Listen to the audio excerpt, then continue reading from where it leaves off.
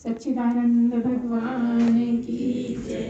सद्गुरुदेव भगवान की जय। वसुदेव सुतं देवं कंस चाणूरमर्दनं देवकी परमानंदं कृष्णं वंदे जगद्गुरुं। कृष्णं वंदे जगद्गुरुं। कृष्णं वंदे जगद्गुरुं। कुछ प्रश्न हैं कि चेतन तो एक ही है, इसको बंद कर दीजिए। चेतन एक ही है, फिर सबके मन में अलग अलग विचार क्यों आते रहते हैं? इसका क्या कारण है? सब एक सा क्यों नहीं सोच पाते हैं? ये ऐसा क्यों है, इसको समझाएंगे। एक बात है कि बुद्धि क्या है कि विवेकमती क्यों नहीं बन पाती। एक प्रश्न है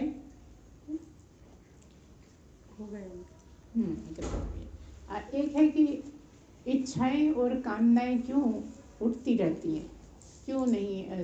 हम चाहते हैं कि इच्छाएं कामनाएं ना उठें, आप बताते हैं, तो ये लगातार क्यों उठती रहती हैं? क्या कारण है? इसको हम कैसे ख़त्म करें कि हमारी कामनाएं उठना बंद हो जाएं, इच्छाएं उठना बंद हो जाएं? तो इस तरह से कुछ प्रश्न हैं, और भी जो छूटे होंगे वो हो जाएंगे प्रवचन में ही। तो एक बार फिर से बोलिए, सच्चिदानंद भगवान की जय। सद्गुरुदेव भगवान की जय। सबसे पहले तो यह है कि चेतन एक ही है, फिर सबके मन अलग अलग क्यों हैं? बस यही समझने की बात है कि जैसे कि परमात्मा एक ही है और जीव अनेक हैं।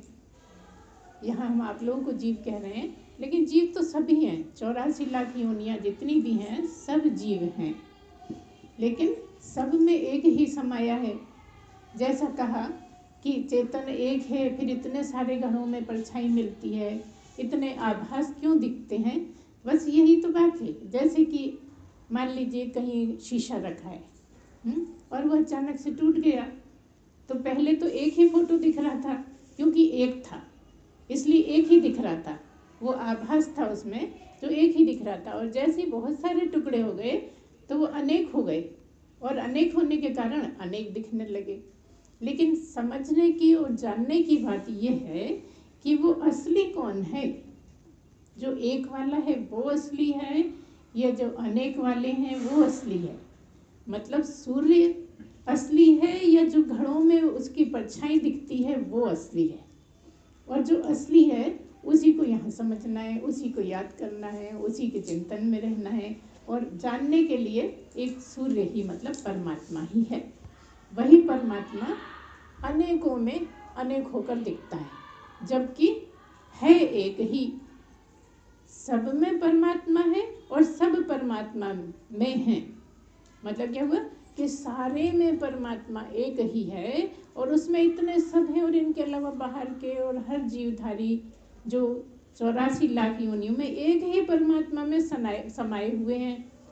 पूरे ब्रह्मांड में एक ब्रह्म ही है, और जिसमें सारे के सारे उसी में हैं। और हर इतने सारों में भी हर एक में अंदर भी ब्रह्म है। मतलब क्या? अंदर भी ब्रह्म है, बाहर भी ब्रह्म है। क्या बात है कि ब्रह्म ऐसा है कि वो कटा कटा है ही नहीं, और ऐसा नहीं है जो अंदर है वो अलग है और जो बाहर है वो अलग है। जो अंदर है वही बाहर है। मतलब क्या कि आप जो बाहर समुद्र में रहते हैं, जो समुद्र है वो भी ब्रह्म है, और जो आपके अंदर है, जिसको परमात्मा कहते हैं, जिसको भगवान कहते हैं, जो जाननहारा है, जो सब कुछ तुम्हारा कर रहा है, वो भी ब्रह्म ही है। तो जो बीच में है वो भी ब्रह्म ही है, मतलब शरीर भी ब्रह्म ही हुआ। लेकिन होकर क्या दिखता है? शरीर। जो भी हमें दिखाई देता है वो होकर दिखता है, जबकि है ब्रह्म ही। ये किस बात से सिद्ध होता है कि जब पिछली बार प्रलय हो गई थी और ये फिर से बना नहीं था, पूरा संसार नहीं बना था, तो जो 20 का काल था उसमें सब ब्रह्म ही ब्रह्म था, वहां कुछ और था ही नहीं। तो जो ब्रह्म था उसी से सब होकर दिखने लगे, सभी बन गए। वो एक अलग विषय है जो हम आपको कई बार सुनाते हैं कि किस तरह से बना संसार, किस तरह से हुआ, ये अलग बात है। लेकिन वो बताते इसीलिए हैं कि एक अकेला ब्रह्म से ही सारा कुछ बन गया। किस तरह से बना ये एक अलग बात है कि किस तरह से हम आगे बढ़ते रहे, किस तरह से संसार बना। कब बना? जब परमात्मा के मन में कुछ भी आ गया, कामना आ गई, इच्छा आ गई, कुछ भी, मतलब क्या है कि कुछ भी सोच लिया। जब तक नहीं सोचा था तब तक ब्रह्म ही था, और जैसे ही सोचा मतलब संकल्प हुआ, और जैसे ही संकल्प हुआ तो धीरे धीरे धीरे धीरे सारी पृथ्वी रच गई, सब कुछ हो गया, है ना। चांद तारे सूर्य आदि सभी कुछ कब हो गया? जब कुछ मन में संकल्प उठा। ऐसा ही ठीक तुम्हारा है, तुम्हें उल्टा चलना है। भगवान को संकल्प उठा तो सारा जग बन गया, है ना। और तुम्हारा अभी सारा जग है, जग से तुम्हें ब्रह्म में जाना है। तो क्या मतलब है कि संकल्प खत्म हो जाए, संकल्प विकल्प तुम्हारे खत्म हो जाए, जो उठते रहते हैं वही कामना को जन्म देते हैं। जो तरह तरह की बातें मन में आती रहती हैं वही आपको कामना के रूप में, इच्छा के रूप में समझना। ये है कि ये इच्छाएं, कामनाएं कभी खत्म नहीं होती। अगर ये ठीक ठीक बैठ जाए कि कामनाएं कभी खत्म नहीं होती। हम देखते हैं सारे जीवन, एक चीज चाहिए हमें और हमने खूब कोशिश करी, इधर से इधर पकड़ करके कैसे भी करके एक कामना पूरी हुई नहीं कि दो चार फिर खड़ी हो गई। जबकि जब एक कामना थी तो क्या सोच रहे थे? बस इतना और सबको ये थे, हे भगवान बस इतना कर दे, फिर मैं कुछ मांगूंगा ही नहीं।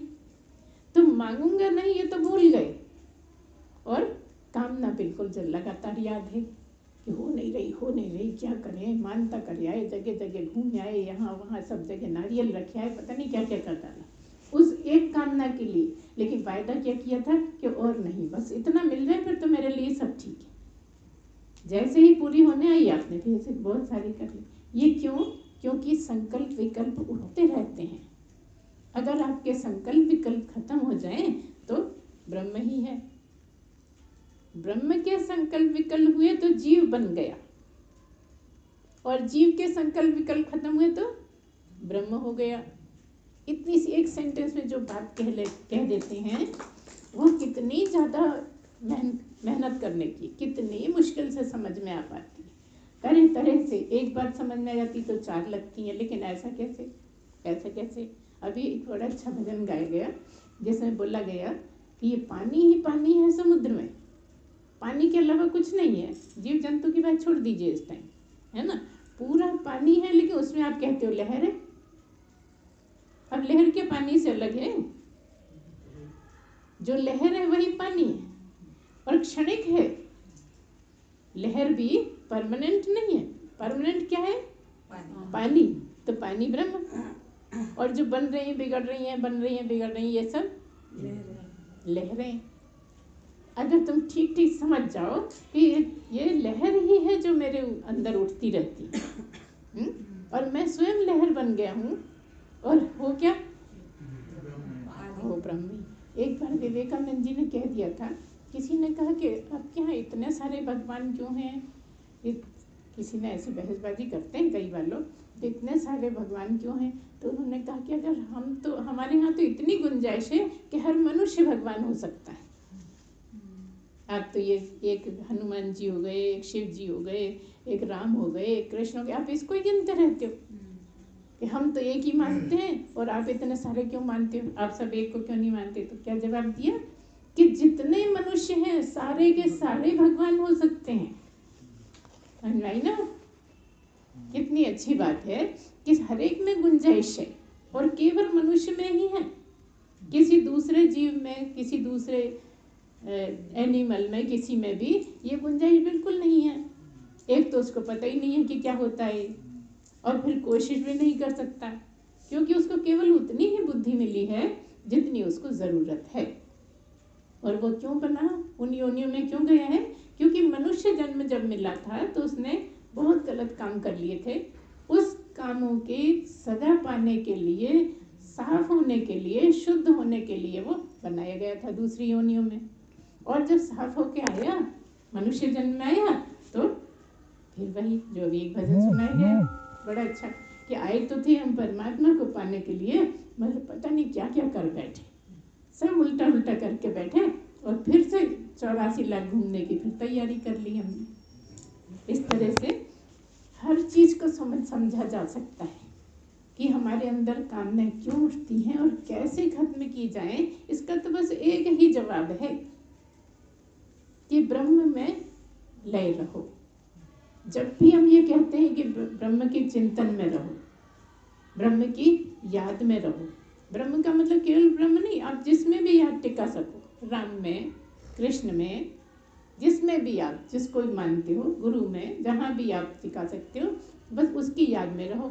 तो क्या होगा, फिर आपको इतने ना तो कामनाएं उठेंगी, ना ये उठेगा कि इतनी इच्छाएं अब ये हो जाए, अब वो हो जाए, क्योंकि सारी इच्छाओं को, पिछले ही प्रवचन में हमने बोला था कि सारी इच्छाओं को हटाने के लिए बस एक इच्छा खड़ी कर लो। वो क्या, कि मनुष्य जीवन सफल हो जाए, मैं ब्रह्म को जान जाऊं, मैं ब्रह्म को समझ लूं, मैं ब्रह्म ही हो जाऊं। बस एक ही इच्छा, बोल कैसे भी लो, बात एक ही है कि मैं ब्रह्म तक पहुंच जाऊं, मैं ब्रह्म को समझ जाऊं। अब आप अपनी इच्छा से कुछ भी कह सकते हो, राम कह लो, कृष्ण कह लो, शिव कह लो, जो भी कह लो, लेकिन आप कहोगे कि आप तो कहते हो ब्रह्म अलग। हाँ, क्यों कृष्ण कृष्ण क्यों है? क्योंकि ब्रह्म है इसलिए कृष्ण कृष्ण है। राम ब्रह्म है इसलिए राम ब्रह्म है। तो आप अगर ब्रह्म हैं तो ब्रह्म समझ जाए कि ब्रह्म है तो आप भी ब्रह्म हैं। और जब आप ब्रह्म में हैं तो ना कोई इच्छा है, ना कोई कामना है, ना कोई परेशानी है, ना कुछ है, ना दुख है, ना सुख है, ना अच्छा है, ना बुरा है, कुछ भी नहीं है वहाँ। वहाँ तो भूख प्यास भी नहीं होगी। ये शरीर है ना आपके, तो नहीं खूब लगती, खाते हो, हमने खाते देखा, तो हमें नहीं लगती। समझने की बात ये कि इसको लगती है तो इसकी पूर्ति के लिए खाना पड़ता है। इसके बिना जगत में पता ही कैसे लगेगा कि ब्रह्म कहाँ है? वैसे तो सभी जगह ब्रह्म है, लेकिन जो ब्रह्म हो गया वो ब्रह्म की बात कर सकता है। करते तो बहुत रहते हैं, लेकिन जो हो गया वही कर सकता है, और कर सकता नहीं। ये और भी कठिन बात है कि बात कर रहा है लेकिन वो बात नहीं बोल पा रहा जो आप समझना चाहते हैं। आप वो बात नहीं समझ पाते जो हम बोलना चाहते हैं। सब कुछ होते हुए भी वो नहीं हो पाता और वो सब कुछ हो जाता है। देखिए ब्रह्म हो जाते वो है ना हमारे गुरुदेव जैसे, और भी बहुत होते रहे, हो रहे, होते रहेंगे। तो क्या मतलब निकला कि आप इन बातों पे गहरा विश्वास करिए। किसी बात को जानने के लिए पहले मानना पड़ता है। कई कहते हैं आप बेकार की बातें करते रहते हो, हम कैसे मान लें कि ऐसा है? तब मनन चिंतन करो। जब मनन चिंतन गहन होएगा तो उस बात के जवाब आपके अंदर ही उठेगी कि हाँ यार है तो कुछ सच बात, कुछ सही बात लगती है। और जब तक नहीं चिंतन करोगे तब तक लगातार ऐसी लगे अरे कुछ नहीं, फालतू की बकवास है, टाइम पास करते हैं, बूढ़े लोग बैठे हैं। तो बूढ़ों का ही सब्जेक्ट नहीं है ये। जिस दिन से आप मनुष्य बन के आ गए, जब यहाँ जन्म ले लिया, फिर चाहे बच्चा है, चाहे किशोर है, चाहे जवान है, चाहे अधेड़ है, चाहे बूढ़ा है, मृत्यु के निकट भी है तो भी पूरा मौका है। क्योंकि मौका ही जब तक है जब तक मनुष्य बनकर आया। जहाँ मनुष्य जीवन खत्म हुआ कोई मौका नहीं है। फिर आपकी मर्जी से तो बन नहीं सकोगे, क्योंकि मनुष्य जीवन में तो बहुत गड़बड़ियाँ कर ली। तो इस तरह से अगर आपको गहरा विश्वास हो जाए, मन मान ले, तो फिर जान भी जाओगे। तो पहली सीढ़ी मानना। आप कहोगे हम तो सब मानते हैं तभी तो आए हैं, भले 2 घंटे लेट आ गए तो क्या हो गया, मानते होंगे तभी तो आए यहाँ तक। 2 घंटे नहीं, वो तो हम बोलने के लिए बोल रहे हैं। जितने भी लेट आए लेकिन अगर समय पे आओ तो आप उसकी कीमत समझो, इस बात को जानो। अभी गुरु कितना भी कहता रहे तो समझ नहीं पाते। आप क्या समझते हो, अरे ये बात अलग है, वो बात अलग है। नहीं, यही तो श्रद्धा शो करती है, यही आपकी गहरी श्रद्धा है कि गुरु ने जो कह दिया। बहुत सारी ऐसी कथाएं हैं कि गुरु ने जो कह दिया वो जान पे खेल के भी करते हैं लोग, और ऐसे लोगों को कोई रोक नहीं सकता। वहां पहुंचने से कोई बचा नहीं सकता कि नहीं इसको नहीं हो जाएगा, हो जाता है। सब जिसको जो सोचना है सोचते रह जाते हैं, लेकिन हो जाता है, क्योंकि इतनी गहरी श्रद्धा है कि हमने तो जो कह दिया गुरुदेव ने वो करना ही है, कैसे भी करें, करना ही है तो हो जाता है। ये सब ऐसी चीजें हैं जो आपको पहले से ही दर्शा देती हैं कि हम गुरु लोग समझ जाते हैं इसको तो हो ही जाएगा। आपकी श्रद्धा गुरु को खूब समझ में आती है, कोई बोलने की जरूरत नहीं रहती, मीठी मीठी बातों की जरूरत नहीं रहती, कुछ जताने की जरूरत नहीं रहती। क्यों क्यों है सर? क्योंकि है तो एक ही, जो आपके अंदर बैठा है वही हमारे अंदर बैठा है। आपके अंदर बैठा है और हम बोलेंगे नहीं, ये तो समझने की बात है ना। तो इस तरह से हर बात बड़ी आसान है यहाँ पर कि आप ठीक से समझो कि जिस तरह से समुद्र है, समुद्र की जो लहरें बनती हैं वो भी समुद्र का पानी है, और जो लहरें नहीं बनती वो भी समुद्र का पानी है। जो अभी नहीं बन रही है वो अगले ही पल बन जाती हैं, जो अभी है वो अगले ही पल मिट जाती हैं। बनना बिगड़ना चलता रहता है। तो ऐसे ही बनना बिगड़ना तो चलता रहता है, लेकिन एक कौन है जो न बनता है, न बिगड़ता है, न आता है, न जाता है, न कुछ करता है। वो कौन है? बस उसका ध्यान करना है, उसका चिंतन करना है। तो आप में कोई संकल्प विकल्प भी नहीं उठेंगे। ऐसी स्थिति में आ जाता है मनुष्य, कितनी भी देर रहे, वो जितनी देर चाहे ऐसे रह सकता है कि कोई विचार नहीं आ रहा। सोचिए, आप तो संकल्प की बात करते हो, कामना और इच्छा की, विचार भी नहीं आए, ऐसा कितना असंभव सा लगता है, लेकिन है संभव केवल मनुष्य के लिए। कृपा दृष्टि किस पर है? परमात्मा की, मनुष्य पर। मनुष्य को यहाँ तक पहुँचा देता है कि अपनी ही सीट पे बिठा देता है, ब्रह्म कहलाने लगता है।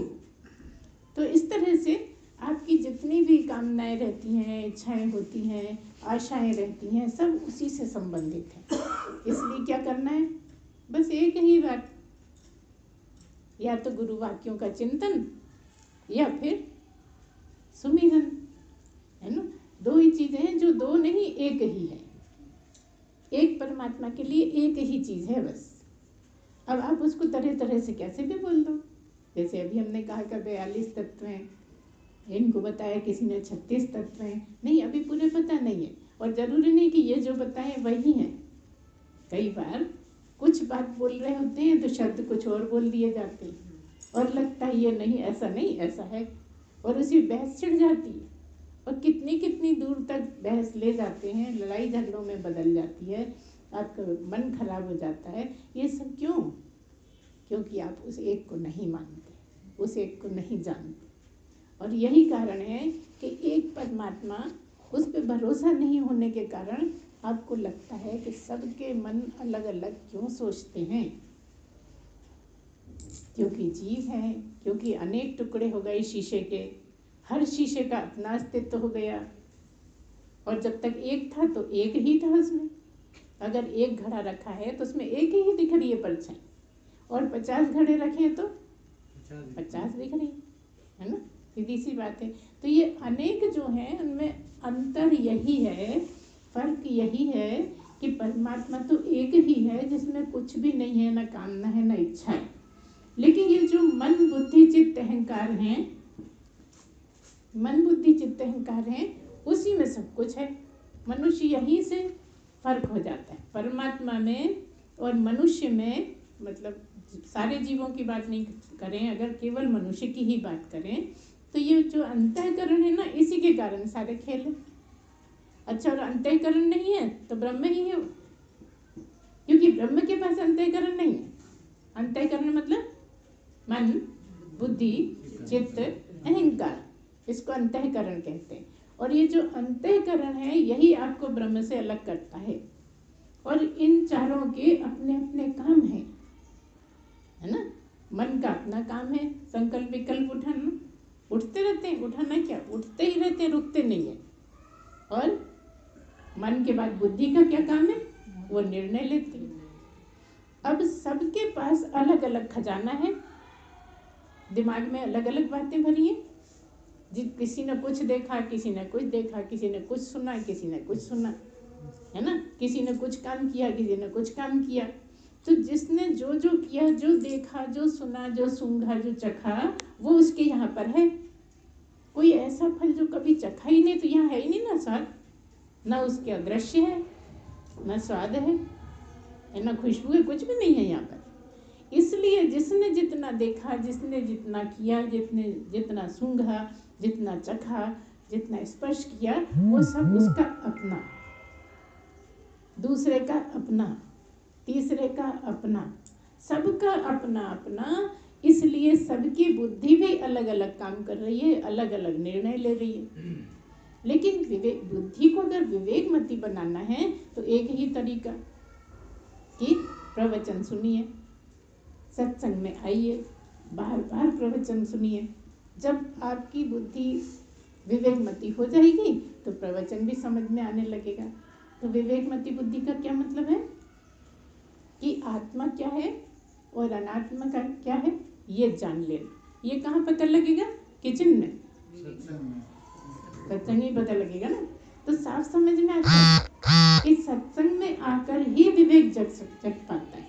इसलिए क्या कह दिया, बिन सत्संग विवेक न होई। और इधर ये भी कह दिया, बिन विवेक सत्संग न होई। जब तक विवेक नहीं जगेगा तो सत्संग समझ में नहीं आएगा। और इधर कह दिया कि सत्संग नहीं होगा जब तक विवेक नहीं जगेगा। दोनों एक दूसरे पे आश्रित हैं। तो क्या निष्कर्ष निकलता है, सत्संग तो सुनना ही है। सत्संग के बिना आपकी इच्छा पूरी नहीं होगी। जो सारी इच्छाओं को एक तरफ, एक पल्ले में, और एक इच्छा इसलिए कि ये इच्छाएं ना उठें, है ना, इसके लिए वो सत्संग। और फिर अंत में देखिए, यहाँ बड़ी विकट बात है। अभी हमने कह दिया कि सारी इच्छाओं को हटाने के लिए एक इच्छा पकड़, और अभी के अभी हम ये कह रहे हैं कि एक इच्छा भी नहीं चाहिए। जब तक नहीं मिलेगा परमात्मा, जब तक एक भी इच्छा रहेगी, भले ही वो ब्रह्म की ही क्यों ना हो। समझने की बात है। अभी हमने कहा कि ब्रह्म की इच्छा करो, ब्रह्म को पाने की इच्छा करो, ब्रह्म हो जाने की इच्छा करो, ब्रह्म को समझ लेने की इच्छा करो। लेकिन जब तक ये इच्छा भी नहीं खत्म होगी तब तक ब्रह्म मिलेगा नहीं। आपकी खत्म हो जाएगी तो मिलेगा कैसे, नहीं, खत्म नहीं होगी तो नहीं मिलेगा। और इच्छाएं तो आपने हटा दी इसकी तीव्रता में कि मुझे तो बस ब्रह्म चाहिए और कुछ नहीं चाहिए। लेकिन ये इच्छा बनी हुई है और यही अड़ंगा बन गई। ये कब, आखिरी सीढ़ी पे। उसी को कहते हैं मैं गिरना। मुझे चाहिए, मैं पाऊंगा, मैं ब्रह्म हो जाऊंगा। जब तक ये रहेगा तब तक कुछ नहीं होगा। इसलिए मैं गिरी तो इच्छा गिरी। कौन सी, सर्वोपरि। सर्वोपरि काहे की, ब्रह्म हो जाने की। जब जैसे ही इच्छा गिरी कि मैं गिरी, मैं गिरी कि इच्छा गिरी, मैं नहीं उठ रही है ना इच्छा। सबकी अपनी अपनी इच्छाएं अपनी अपनी मैं में, है ना। तो ये अहंकार मन हो गया, बुद्धि हो गया, अहंकार और चित्त का तो सारा खेल चल ही रहा है। आपने क्या क्या भर लिया है, उसी से मजबूर है। चित्त में जो जो है अपने कबाड़ा भरा है, अच्छा भरा है, राम नाम भरा है, जो भी भरा है, बस वही आपके जीवन में उठता रहता है हमेशा। तो आप क्या उठाना चाहते हो, बस वो भरे जाओ। तो क्या काम नहीं करें, क्या घर नहीं देखें, हम तो सभी गृहस्थ लोग हैं। क्या कर रहे हैं, आपका कहना क्या है, संन्यास लेके बैठ जाएं? नहीं, वो सब कुछ करना है। जीने का ढंग आ जाए, और हम बस जीने के ढंग सिखाते हैं, क्योंकि हम भी तो आपके जैसे रहे। तो आपको तो हमें समझना कितना आसान है। आपके जैसा जीवन, बच्चे भी, परिवार भी, घर भी, सारे काम भी सिर पर, और तब भी ये क्या खेल सा है। कई लोगों को विश्वास नहीं होता, कह रहे ऐसे कोई संत होते हैं क्या। और फिर ऊपर से गुरुदेव ने बुलाया तो वहां भी नहीं गई, घर में ही बैठी है, घर नहीं छोड़ते मन रहा, और कुछ क्या छोड़ेंगी। कितनी बातें आप कर सकते हो। लेकिन हम कहते हैं कि जगत के तालाब में रहते हुए जो तालाब से अलग हो जाए उसे कमल कहते हैं। समझ आई बात? कमल मतलब ब्रह्म। हिंदू धर्म में कमल इसीलिए विशेष है कि ये शो करता है, ये बताता है कि इस तरह से जियो जैसे तालाब में कमल है, कितना भी पानी डाल दो गीला ही नहीं होता, पकड़ता ही नहीं पानी को। ऐसे ही पानी तुम्हारे जगत की चीज है और तुम कमल। डलने दो पानी, डलने दो गालियां, डलने दो राग द्वेष, तुम मत छुओ उसको। तुम क्यों उसमें इन्वॉल्व हो जाओ? तुम उसमें क्यों फंस जाते हो? क्यों तुम्हें बुरा लग जाता है? क्यों चिढ़ जाते हो? ये विवेक का काम। जिस दिन से तुम्हें बुरा लगना बंद हो जाए समझना थोड़ा थोड़ा विवेक जाग गया है। तो ये प्रयत्न तुम्हें करना है, उसको हम नहीं कर सकते कि बुरा नहीं लगे, चिढ़ गए, कुछ भी गाली बकने लगे। अरे उसने भी तो दी थी, हम नहीं दे सकते? नहीं, वो नहीं चाहता ब्रह्म को पाना, तुम चाहते हो, तुम्हें छोड़ना होगा, है ना? इसलिए बड़े आसान आसान यहाँ पर है फार्मूले, कठिन कुछ नहीं है, क्योंकि मनुष्य के लिए है, मनुष्य को ही वहां तक पहुंचना है। देखो गाय कितना अच्छा जानवर है ना, हमारे यहाँ पूजा होती है इसकी, गाय के भी पैर छूते हैं। अब वो तो जानती नहीं है पैर छू रहे हो कहीं, कभी कभी सिंह बढ़ाने लगती है आगे के, पता नहीं क्या करने वाले हैं, लेकिन तब भी वो नहीं कर सकती जो आप कर सकते हो, आपके हाथ में है। और जो आप कर सकते हो वो आप करना नहीं चाहते कि नहीं नहीं ये तुम्हारी आदत पड़ गई, अब हम नहीं छोड़ सकते। तो आदत तुम्हारी पड़ी है क्या?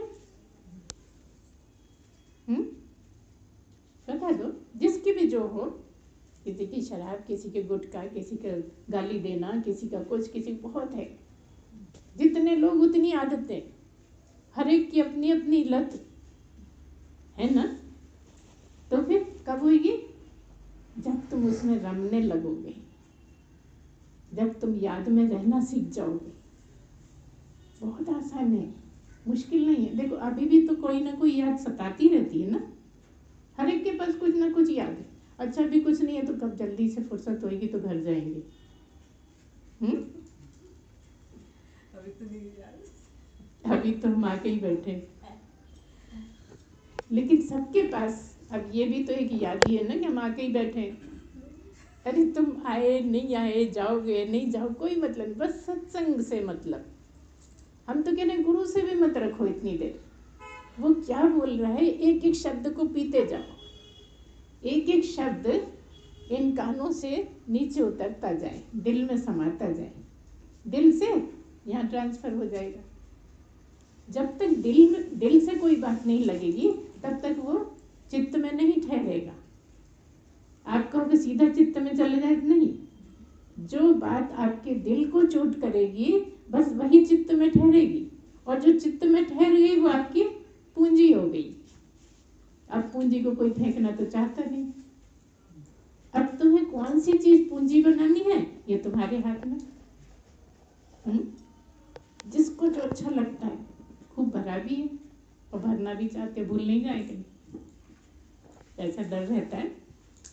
तो यहाँ तो हर बात ही भूलने की है, कोई बात याद ही नहीं है। एक ब्रह्म के अलावा फोन बजता रहे, कुछ भी होता रहे, पता ही नहीं लगता। बहुत बार तो इतना भी नहीं होना चाहिए शायद, आप कहोगे, लेकिन है। आपकी कैसी स्थिति है वो सब इसी पर, आपकी कैसी तैयारी हुई है इसी पर। और ये एक जन्म की तो है नहीं, आप यहाँ बैठे दिख रहे हो, यही शो करता है तुम पिछले जन्मों से इधर लगन लगाए थे। तो आज स्थिति ऐसी बनी कि तुम सत्संग सुनने में रस ले पा रहे हो, हर कोई नहीं ले सकता। देख लो कितना कठिन है, बैठना भी बहुत कठिन है, कांटे से चुभते हैं, पता नहीं क्या क्या बोले जा रहे हैं, शायद हमारे लिए बोले जा रहे हैं। हर एक आदमी को ऐसा लगेगा कि मेरे लिए बोल रहे हैं, कुछ मुझसे ही बुरा माने बैठे, जबकि यहाँ सब एक ही है ऐसा लगता है। ब्रह्म तो वही ना जो एक को माने, कि अनेक को माने, वो भक्त। मान एक को माने तो एक हो जाएगा, जो मानोगे वो हो जाओगे, अनेक मानोगे तो अनेक में हो जाओगे। तुम कहोगे अच्छा तो क्या राम को नहीं माने, कि कृष्ण को नहीं माने, या हनुमान जी को नहीं माने, कि शिव, किसको नहीं माने? नहीं, सबको मानो, सब में एक ही बैठा है, ये मानना है। इसलिए हमारे यहाँ परहेज नहीं है। कभी कभी हमसे पूछ लेते हैं कि एक ही मंत्र कहाँ तक जपें, एक ही मंत्र कब तक बोलते रहें, परेशान हो जाते हैं। तो हम तो कहते हैं चाहे तुम शिव को जपो, चाहे तुम राम को जपो, चाहे कृष्ण का भजन गाओ, चाहे परमात्मा का गाओ, चाहे ब्रह्म का गाओ, बस ये समझ लो कि बैठा एक ही है।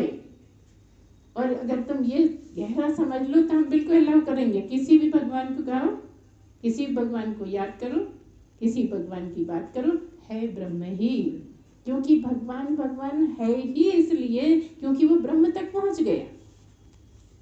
नहीं तो इतने सारे शरीर हैं, सब तो नहीं, और है ब्रह्म भी। आज भी इसी वक्त भी हर हर प्राणी ब्रह्म है। लेकिन समझना यह है कि ब्रह्म क्या है और प्राणी क्या है। ये तो हम बहुत सुनाते रहते हैं, खूब समझते हो, जानते हो कि ब्रह्म वो है जो उसमें बैठा हुआ दिखता नहीं मगर वो उसके कारण दिख पा रहा है, और प्राणी क्या है? जो दिख ही रहा है, जो कर रहा है, जो जा रहा है, जो खाता है, सब कुछ करता है वो प्राणी। और जो उसमें बैठा है, जिसके कारण सब कर रहा है, जिसके होते सब हो पा रहा है, वो ब्रह्म। कितनी आसान सी बात है ना, जो कितनी कठिन बनी हुई है। कठिन क्यों बनी हुई है? क्योंकि सत्संग जो नहीं सुनते उन्हें तो कठिन लगेगी, और शुरू में आएंगे तो उनको ये भी लगेगा कि बेकार की बात है। कुछ राम के जीवन की सुनाओ, कुछ कृष्ण के जीवन की सुनाओ, कुछ आनंद आए, कुछ कथा कहानियां सुनाओ तो आनंद आए, है ना। वो तो हर एक आदमी की एक कथा कहानी। अब श्रेष्ठ कौन है? उनमें है राम, है ना, हनुमान भी। हम कृष्ण का नहीं कहेंगे, नहीं तो तुम कृष्ण की नकल करने लगो। कृष्ण तो ऐसे हुए हैं जिनकी नकल नहीं करनी है, जो अकल बताई है उस पे चलना है, जो आपको सीख दी है उसको चलना है। तो कृष्ण क्या है? गीता। गीता में एक एक बात बताई है। चलना है तो गीता की तरह चलो, पूजना है तो कृष्ण को पूजो, है ना। कृष्ण कृष्ण क्यों थे? क्योंकि ब्रह्म हो गए थे। राम राम क्यों थे? क्योंकि ब्रह्म हो गए थे। तो जो भी मनुष्य ब्रह्म हो गया मतलब राम हो गया, कृष्ण हो गया। तो क्या बोल रहे हैं? एक बार बोलिए, सच्चिदानंद भगवान की जय, सद्गुरुदेव भगवान की जय। तो इस तरह से अगर आप ठीक ठीक समझें कि हम अनेक क्यों हैं, परमात्मा एक क्यों है, अनेक है इसीलिए तो जगत बना। एक से तो ब्रह्म ही ब्रह्म है, जगत हो नहीं हो कोई फर्क नहीं पड़ता, है ना। क्योंकि जब जगत नहीं था तो भी ब्रह्म था, और अभी जगत है तो भी ब्रह्म है। तो अनेक की तो आवश्यकता है। अभी जो इतने काम हो रहे हैं हमारे भारत में भी, और इतना आगे बढ़ रहे हैं, तो अनेक से ही हो रहे हैं ना। लेकिन करने वाला जो एक बैठा है वही। इस तरह से जो एक है उसके होते अनेक काम कर पा रहे हैं। अच्छा, अलग अलग क्यों कर रहे हैं? क्योंकि आपके पास अंतःकरण है। स्पष्ट हो रहा है ना? क्योंकि आपके पास अंतःकरण है इसलिए अलग अलग। तो आप कहोगे क्या पहुंचे हुए सब एक ही बात सोचते हैं? हाँ, सोचते तो एक ही है, ब्रह्म ही। लेकिन क्योंकि शरीर लिए बैठे हैं इसलिए सब कुछ करते दिखते हैं। एक को ही सोचा है, एक को ही ध्याया है, इसलिए तो वो एक ही हो गए। थोड़ा कठिन है लेकिन इतना भी कठिन नहीं है कि वो एक को ही सोचते थे इसलिए एक में ही आ गए, एक में ही टिक गए। लेकिन क्योंकि अभी शरीर भी लगा हुआ है इसलिए तो आपको सुना पा रहे हैं। तो अभी जो सुना रहे हैं तो अकेला ब्रह्म भी नहीं सुना सकता और अकेला शरीर भी नहीं सुना सकता, न तो अकेले शरीर के बस की है। और देखो ब्रह्म के साथ भी ऐसा है कि ब्रह्म ब्रह्म होते हुए भी उसके बस की नहीं है, क्योंकि उसके पास शरीर नहीं है। और इसीलिए सदगुरु के शरीर की आवश्यकता है। ब्रह्म को भी किसी सदगुरु की आवश्यकता है कि ब्रह्म जब बोलेगा किसी सदगुरु में बैठ के ही बोलेगा अपनी बात। जब अपनी बात करेगा तो सदगुरु के अंदर बैठ के ही आपको डायरेक्शन देगा, आपको बताएगा, आपको समझाएगा। लेकिन जब आपका चिंतन मनन ज्यादा हो जाएगा तो आपके शरीर में पूरी तरह खिल जाएगा, है ना, पता लगने लगेगा, समझ में आने लगेगा। यहाँ तक कि ये जो मूर्तियां हैं ना, इनको देख के पहचाना जा सकता है कि ये ब्रह्म है कि नहीं। ये कौन कर सकता है? कोई भी। तुम लोग तो जान लेते होगे ना, केवल सदगुरु। इसलिए ये बहुत आसान है। कब आसान है? जब हम जिस काम के लिए आए हैं उसमें सफल हो जाए तो आसान है, और जब तक इसमें सफल नहीं हुए तो एक एक बात बहुत कठिन है। हर चीज बहुत कठिन है, हर कामना कठिन है, हर इच्छा कठिन है। और जब इच्छा है ही नहीं कुछ तो कठिन क्या है? इच्छा है तो कठिन है पाना, पूरी करना, और जब है ही नहीं तो क्या है करने को? बताओ। कुछ नहीं करना, कुछ नहीं करता। इसलिए सदगुरु कुछ नहीं करता, सब कुछ करता दिखते हुए भी वो कुछ क्यों नहीं करता? क्योंकि उसकी कोई इच्छा नहीं है, कोई कामना नहीं है, कहीं जाने का नहीं लगता, कहीं आने का नहीं लगता। लेकिन जब तक उसका शरीर नहीं जाए जब तक वो बोल नहीं सकता। इसलिए शरीर भी आवश्यक है, इसलिए अनेकों की भी आवश्यकता है। संसार में अनेकों का ही काम है, और हर एक के अंदर बैठ के करता वही है। हम ये अहंकार कर लेते हैं कि मैं कर रहा हूँ, इसलिए कर्म बन जाते हैं। जो आपकी ये भावना है ना कि वो नहीं कर पाया, देखो मैंने करा, बस यही ब्रह्म नहीं होने का सबूत है। ये कितनी जल्दी बात आती है कि मैं खास बात बोल दूँ, मैं ही कर सकता हूँ, सबको बता दूँ कि मैं कितना होशियार। तो होशियार तो एक ही है। होशियार तो एक ही है, करने वाला एक ही है। लेकिन जिसने ये अहंकार कर लिया मैं कर रहा हूँ, तो जाओ भुगतो। ब्रह्म ने तो कुछ नहीं किया, वो तो आपकी शक्ति है, वो तो बिजली है। चाहे आप हीटर जला लो, चाहे आप पंखा चला लो, चाहे टीवी चला लो, है ना, चाहे बंद कर दो, बंद करना सीख लो।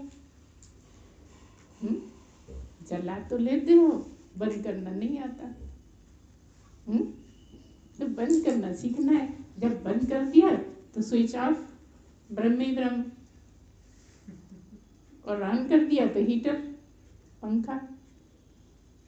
समझ आ रही ना बात? थोड़ी सी दूसरी भाषा है मगर समझने के लिए बहुत है कि जो चाहो वो, ब्रह्म को जो चाहो वो, और कहो तो कुछ भी नहीं बस ब्रह्म के अलावा एक ब्रह्म ही। ये सब आपके हाथ में हो सकता है। आप ही जगत के कर्ता हो जाओ, आप हो ही जगत के कर्ता। लेकिन मान्य है कि मैं करता, बस यही गड़बड़। करता तो एक ही है, सब जानते हैं कि सारी दुनिया का कर्ता धर्ता सब एक ही है। लेकिन आप कहते हैं मैं ही करता धरता हूँ, मैंने ये प्रोग्राम अरेंज करा, मेरे कारण इस प्रोग्राम की सफलता हुई, यही गड़बड़। प्रोग्राम तो बनाने वाला एक ही है, एक से दूसरा कोई नहीं है। अब उसको पता है कि किस अंग से क्या काम लेना है। उसके इतने सारे अंग हैं, जिस अंग से चाहता है काम ले लेता है। जैसे तुम अपने अंगों से काम ले लेते हो कि नहीं? लेकिन अंतर यह है कि आँख से आँख का ही काम लिया जाएगा, है ना, कान से कान का ही काम लिया जाएगा, और त्वचा से त्वचा का काम लिया जाएगा। ऐसे ही जो जिसके लायक है वो काम सुपुर्द करता है परमात्मा, उससे करा लेता है। इसलिए चिढ़ने जलने की कोई बात नहीं। तुम्हारे लायक काम तुम्हें मिल जाएगा, इनके लायक काम इनको मिल जाएगा, इनके लायक। आप मोहर लगा लेते हो मैंने किया, ये मेरे बच्चे, ये इसके बच्चे नहीं, सब बच्चे उसी के हैं, सारे बच्चे उसी के हैं। एक को पालने की ये चार की जिम्मेदारी दे दी, एक को एक पालने की जिम्मेदारी दे दी, एक को 3 पालने की जिम्मेदारी, और किसी को कोई जिम्मेदारी नहीं है। अब तू भज मेरा नाम, लेकिन लगे हैं ये हॉस्पिटल जाओ, वो हॉस्पिटल जाओ, हो जाना चाहिए, वो ये कह रहा है, फलाने ने ऐसा कह गया।